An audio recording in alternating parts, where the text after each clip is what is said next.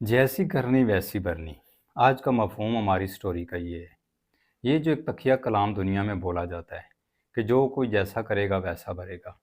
यहाँ पे फिर सवाल ये भी पैदा होता है कि कुछ लोग बहुत जुल्म करते हैं और वो खुद खुश रह रहे होते हैं, उनके ऊपर कोई जुल्म नहीं करता। तो इस लफ्ज़ को उसके साथ टच करें तो ये मुमकिन नहीं बन रहा, क्योंकि जैसी करनी वैसी करनी जैसी अगर बातें सच्ची हैं तो वो शख्स जो जुल्म करते हैं दूसरों पर, दूसरों के हकूक़ खाते हैं, ज़मीनों पे कब्ज़े करते हैं, तो वो खुद अपने एक बेटर लाइफ जी रहे होते हैं। तो जैसी करनी वैसे भरने जैसे मामलात तो ना हुए ना। तो आपको एक स्टोरी सुनाता हूँ कि एक शख्स सफ़र कर रहा था। जंगल में सफ़र करते करते उसको थकावट महसूस हुई, तो वो एक जगह दरख्त के साए के नीचे बैठ गया। तो वहाँ एक चूंटियों का हजूम था, जो मोटी चूंटियाँ होती हैं। तो उसने वहाँ से एक चूंटी उठाई और पास एक संबल का दरख्त था कांटेदार, उसके साथ उस चूंटी को लगा दिया। जब कांटे के साथ उसको उसने लगा दिया तो वो जो चूंटी थी वो फड़फड़ा के वहीं पे दम तोड़ गई। किया तो उसने माज एक शरारत या अपना टाइम पास करने के लिए, लेकिन वो उठा कुछ देर बाद वहाँ से सफ़र उसने आगे का तय शुरू कर दिया। आगे गया तो दो शख्स आपस में लड़ रहे थे और उसने एक दूसरे को मार रहे थे। एक ताकतवर था और एक कमज़ोर था। जो ताकतवर था वो कमज़ोर को ज़्यादा मार रहा था। तो उसने कोशिश की कि मैं इनको आपस में से सुलह सफाई कर इनको छुड़ाऊँ। करीब पहुंचने से पहले ही ताकतवर ने कमज़ोर के सर में एक ऐसा पत्थर मारा कि उसकी वफ़ात हो गई। वफ़ात हो गई तो करीब ही जंगल के जो पुलिस वाले दरोगे होते हैं वो पहुंच आए। उन्होंने उस शख्स को पकड़ लिया।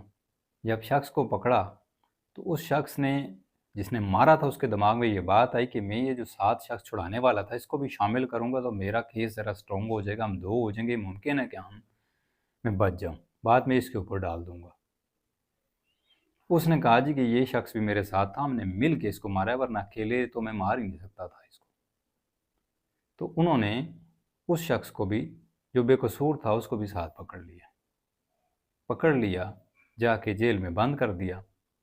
काजी के पास पेश हो गए तो काजी ने कहा जी कि इनकी जो सज़ा जज़ा का फ़ैसला है वो कल सुनाया जाएगा, लिहाजा इनको आज की रात बंद कर। अब रात हुई तो जिस शख्स ने ये कत्ल किया था उसके दिल दिमाग में ये बात आई कि मैंने जो किया है वो इंतहाई गलत है, मुझे ये करना नहीं चाहिए था। निदामत में आ गया तो उसने अल्लाह से कहा कि या अल्लाह, जो मैंने किया ये मुझे नहीं करना चाहिए था, मुझसे गुनाह सरज़द हुआ, शैतान के बहकावे में आ गया, मैं अपनी गलती, अपनी ख़ता पे आपसे रहम की अपील करता हूँ, दरख्वास्त करता हूँ मेरे ऊपर रहम किया जाए, मुझे माफ़ किया जाए। बेशक कत्ल जैसा अमल अल्लाह ताला उस वक्त तक माफ़ नहीं करता जब तक जिसका कत्ल हुआ है या वो या उसके वारिस वो माफ़ ना करें। फिर भी सज़ा जज़ा का मामला आखिरत तक चला जाता है। रोज़े महशर वाले दिन जो कत्ल हुआ है वो और जिसने किया, इनको आमने सामने खड़ा किया जाएगा, और जिसने कत्ल किया होगा वो, उसको अगर माफ़ी दुनिया में मिल भी चुकी है उसके लवाहिकीन से, तो वो कहेगा कि या अल्लाह, मैंने इसका कत्ल किया था लेकिन इसके वारसों ने मुझे माफ़ कर दिया था, तो इसलिए मैं तो इस कत्ल से बराज़िम्मा हूँ, बरी हूँ। तो फिर वहाँ पे कत्ल होने वाले कहेगा कि बेशक इसको मेरे वारसों ने माफ़ किया लेकिन जान मेरी दी थी, तो मैं इसको माफ़ नहीं करूँगा। अगर किसी वजह से वो शख्स भी माफ़ कर देता है जो कत्ल हुआ था, फिर भी अल्लाह कहेगा कि इसके अंदर दी हुई जान मेरी थी। तो कौन होता है इसकी जान लेने वाला या मरने वाला? मौत और ज़िंदगी का फ़ैसला करना, देनी ना देनी, ये मेरा हुक्म है, ये मेरी रज़ा है, मेरी मर्ज़ी है, तुझे कोई हक़ नहीं है। तो इसलिए कत्ल जैसे मामलात जो हैं ये आखिरत में भी बड़े संगीन हैं। वापस आते हैं मेन स्टोरी के ऊपर। तो दोनों को जब जेल में डाला गया तो जिसने किया था उसने अल्लाह से रहम की अपील की। अब जिसने कत्ल किया था उसने रहम की जब अपील की, अल्लाह से दरख्वास्त की, तो अल्लाह ने उसकी दुआ कबूल कर ली। अब ये चीज़ देखा जिसने कत्ल नहीं किया था कि यार ये अल्लाह से माफ़ियाँ मांग रहा है, तलब कर रहा है, तो मैं भी अल्लाह से दुआ करूँ, मैं तो हूँ भी हक़ पे, तो अल्लाह मेरी ज़्यादा सुनेगा।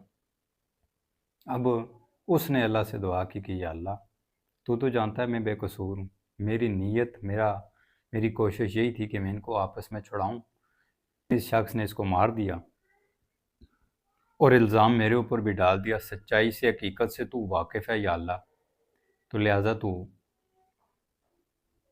معاف انصاف کر، انصاف کرنے والا ہے، تو منصف ہے۔ اب دوسرے دن جب دونوں قاضی کے پاس پیش ہوئے تو جس نے قتل کیا ہوا تھا اس کو قاضی نے معاف کر دیا، مطلب بری ہو گیا، اور جس نے نہیں کیا تھا اس کو سزائے موت ہوگی۔ کہانی کچھ ایسی من گڑت بنائی گئی کہ جس نے قتل نہیں کیا تھا اس کے اوپر جرم ثابت ہو گیا۔ اب جب صبح ان کو پھانسی ہونی تھی جس نے نہیں کیا تھا، اور دوسرے کو رہائی ملنی تھی، تو جس نے قتل نہیں کیا تھا اس نے کہا یا اللہ، میں نے انصاف مانگا تھا، میں نے یہ سنا تھا کہ تو بڑا انصاف کرنے والا ہے، اچھا بھلا تیرا انصاف ہے کہ میں نے قتل نہیں کیا تھا، میری نیت، میری سوچ ان کو بچانے کی تھی اور مجھے سزائے موت مل گئی، اور جس نے کیا تھا وہ بری ہو گیا، واہ تیرا انصاف۔ تو یہی گلے شکوے کرتے ہوئے، کیونکہ ہم شکوے گلے بہت کرتے ہیں اللہ سے نا، تو کرتے ہوئے جب سو گیا تو خواب میں اس کو اشارہ ملا کہ اے بندے، میں جانتا ہوں تو نے قتل نہیں کیا، لیکن تو نے مانگا انصاف۔ تو یاد کر، تو سفر کرتا آ رہا تھا، راستے میں بیٹھا، چونٹی تجھے ملی، تو نے اٹھائی، کانٹے کے ساتھ لگائی، بغیر کسی وجہ، بغیر کسی نقصان کے تو نے اس کی جان لے لی۔ تجھے کیا حق حاصل ہے کہ تو اس کی جان لے؟ وہ میری مخلوق میں سے تھی، اس کے اندر روح جو تھی وہ میری دی ہوئی تھی، تو نے مانگا انصاف، تو میرا انصاف جان کے بدلے جان ہے۔ اور جس شخص نے قتل کیا ہوا تھا اس نے مانگا ہے رحم، کرم، تو میں کریم ہوں، میں رحمان ہوں، تو میں نے اس کے اوپر رحم اور کرم کیا اور اس کو موقع دے دیا کہ دنیا میں شاید وہ کوئی ایسا کارنامہ انجام دے دے کہ اس کو اس جرم کی معافی مل جائے، میں نے اس کو موقع دیا ہے۔ تو دوستو، اس سٹوری سنانے کا مطلب یہ ہے کہ ہم اپنی زندگیوں میں بہت سے ایسے کام کر رہے ہوتے ہیں کہ جو ہمیں پتہ ہی نہیں ہوتے کہ ہم وہ صحیح کر رہے ہیں یا نہیں۔ مثال، کسی کی دل آزاری کر رہے ہیں، کسی کو کوئی تکلیف دے رہے ہیں، چلتے پھرتے، اٹھتے بیٹھتے، گھر بناتے، روڈ بناتے، گاڑی گزارتے، موٹر سائیکل گزارتے، بول چال سے، گفتگو سے، بہت سارے ایسے ہمارے عمل ہیں جن میں سے ہو سکتا ہے کہ کسی کو کوئی تکلیف مل رہے ہو، ہم اس کے اوپر ہماری فوکس ہی نہیں ہوتی، غور ہی نہیں ہوتا ہے، ہم جسٹ وہ مذاق اور اپنی خوشنودگی کے لیے، ہنسی مذاق کے لیے کر رہے ہوتے ہیں، لیکن ہو سکتا ہے اس کی دل آزاری ہو رہی ہو۔ ذرا سوچیں کہ اس شخص نے کبھی اللہ سے یہ فریاد کر دی کہ یہ شخص جو میرا دل دکھا رہا ہے، تو یا اللہ، کیا میرے سینے میں جو دل ہے یہ تو نے اپنے ہاتھوں سے نہیں بنایا تھا؟ تو کیا یا اللہ یہ تیرا گھر نہیں ہے؟ کیا یہ تیرے دست مبارک سے تیار کیا ہوا دل نہیں ہے؟ اس میں تیری یاد نہیں ہے؟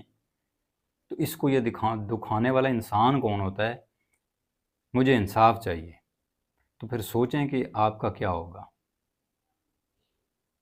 اس لیے اپنی زندگیوں میں کوئی بھی ایسا امر آپ کر رہے ہیں جو محض آپ کو مذاق لگ رہا ہے، آپ کو ٹائم پاس لگ رہا ہے، آپ کو ہنسی خوشی لگ رہی ہے، لیکن اس سے کسی کو تکلیف مل رہی ہے، کسی کی دل آزاری ہو رہی ہے، کسی کا جان جا رہی ہے، کتنے ہم ایسے کام کر رہے ہیں؟ اپنی زندگیوں پہ غور کریں نا، ککڑ بڑھانے والے، کتے بڑھانے والے، بیل بڑھانے والے، قید رکھنے والے پرندوں کو، یہ ساری چیزیں جو ہیں یہ ہم صرف اپنی زندگی کے انٹرٹین کے لیے کر رہے ہیں، لیکن ان کی گہرائی میں اگر ہم چلے جائیں تو یہ بہت بڑا ہم گناہ کر رہے ہیں، جرم کر رہے ہیں۔ ایک پرندے کو اگر ہم نے قید رکھا ہوا ہے صرف اس لیے کہ ہمیں پرندے قید رکھنے کا شوق ہے، پرندے پالنا اور ہے، قید رکھنا اور ہوتا ہے۔ اگر آپ کو کوئی پرندہ اچھا لگتا ہے اس کو لائیں اپنے گھر، 3 دن اس کی خدمت کریں، اس کو دانہ ڈالیں، اس کے بعد اس کو آزاد کریں۔ اگر وہ آپ کے ساتھ رہنا چاہتا ہے، اللہ کی یا اس پرندے کی یہ مرضی ہے کہ میں نے اس شخص کے ساتھ رہنا ہے، اس کے گھر میں رہنا ہے، اس کی شوق، اس کا ذوق پورا کرنا ہے، تو وہ نہیں جائے گا۔ لیکن اس کے بعد بھی اگر وہ نہیں چاہتا یا اللہ کی مرضی نہیں ہے تو وہ خود ہی اڑ جائے گا۔ آپ کو کیا حق حاصل ہے کہ آپ ایک پنجرہ بنائیں اور اس میں قید کر کے اس کو رکھیں؟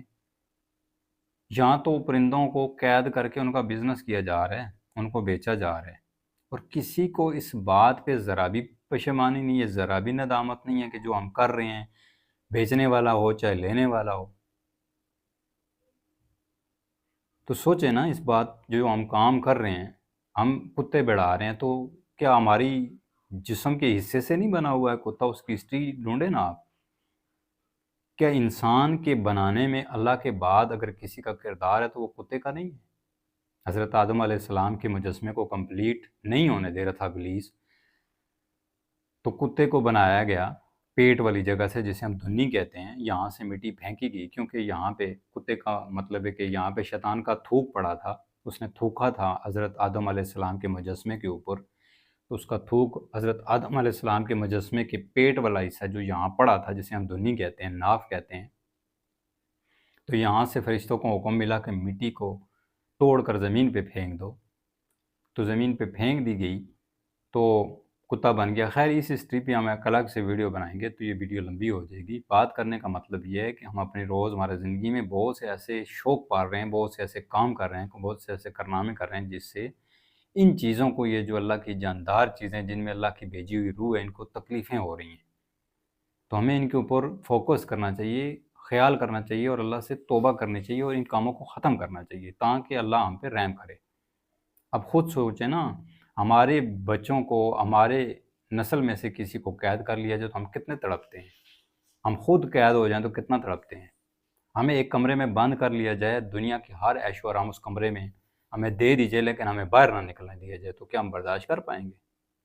دنیا کی ہر عیش و آرام دی جائے جو بھی ہے، لیکن ہم پھر بھی نہیں رہ پائیں گے۔ ہم 4 دن، 10 دن، ہفتہ، مہینہ، سال خوشی سے گزاریں گے، پھر ہم تنگ پڑ جائیں گے۔ آزادی جو ہے یہ سب سے بڑی نعمت ہوتی ہے، اور سب سے بڑا انسان کا سکون ہوتا ہے۔ اگر اللہ نے پرندوں کو قید رکھنا ہوتا تو کسی پنجرے میں پیدا کرتا نا، اوپن فضا میں، ہواؤں میں، جنگلوں میں کیوں پیدا کی ہے؟ کسی بھی جانور کو اللہ نے قید میں پیدا نہیں کیا ہے، کسی بھی مخلوق کو قید میں پیدا نہیں کیا ہے۔ ہم کون ہوتے ہیں؟ میری سٹوری میں جو بات میں کرنا چاہ رہا تھا وہ آپ کو سمجھ آ گئی ہوگی، اور اس کے اوپر آپ لوگ اگر اپنی زندگیوں میں کچھ ایسے کام کر رہے ہیں تو فوراً سے پیچھے ہٹ جائیں۔ اللہ کی پکڑ ذرا دیر سے ہوتی ہے، لیکن جب ہوتی ہے تو یقین کریں، بڑے بڑے نمرود، بڑے بڑے شداد، فرعون، قارون، بڑے بڑے بادشاہ وہ اس کے 1 سیکنڈ میں زد میں آ جاتے ہیں۔ اللہ صرف مہلت دے رہا ہوتا ہے۔ اللہ کی جو مہلت ہے، جو اللہ کی رسی ہے، جو ڈیل ہے، وہ بہت زیادہ ہے، لیکن ذرا سی جو کھینچ ہے نا، وہ دنیا کو یہاں سے وہاں کر دیتی ہے۔ السلام علیکم۔